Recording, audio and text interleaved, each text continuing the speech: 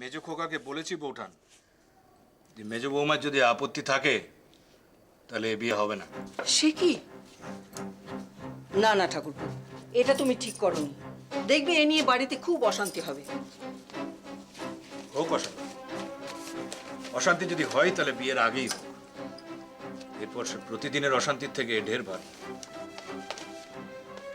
ঠাকুরপো, তোমার দাদার অমতে কিছু করলে উনি সেটা কিছুতেই মেনে নেবেন না। ওই ছোট নাতির বউয়ের সাথে কোনো সম্পর্কই তার থাকবে না। দেখছো না, বৌমনির সাথে আজ পর্যন্ত একটা কথা বলেছে সে? আচ্ছা তুমি আমাকে বলো তো বৌঠান, এতে কি দাদার ভালো হয়েছে? তবে তুমি ভেবো না,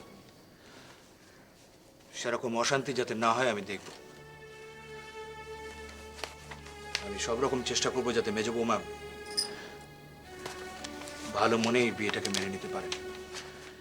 এই সম্বন্ধ ভাঙার কথা আমি ভাবছি না বৌঠান। তাই বলো? তুমি অবশ্য আমার থেকে অনেক বেশি বোঝো। দেখো ঠাকুরপো, এই বিয়েটাতে বাড়ি শুদ্ধ সবাই যেন খুব আনন্দ করতে পারে। আনন্দ তো করতেই হবে বৌঠান আমাদের। এরপর তো সেই টুপার বিয়ে, সে দেখার সৌভাগ্য বোধহয় আমাদের হবে না। কাজেই এটাকে আমাদের শেষ কাজ বলে ধরে নিতে পারো। ইচ্ছে তো ছিল বড়র বিয়েতে নহবত রসুন চুক্কি সবকিছু করব, সেসব তো আর হলো না। এখন দেখো এটাতে যদি মা, এসো সেজে বউ। মা, আপনার সাথে একটা কথা বলবার ছিল। তুমি একটু বসো বসো সেজে বৌমা, তোমার সঙ্গে আমারও একটু দরকারি কথা আছে। হ্যাঁ কাকিমা। আচ্ছা সেজে বৌমা, তোমরা এই যে পাহাড়ে বেড়াতে গিয়েছিলে না, হ্যাঁ সেখানে তো রনেনদা আর তার নাতনির সঙ্গে তোমাদের দেখা হয়েছিল তাই না? হ্যাঁ, দেখা হচ্ছিল।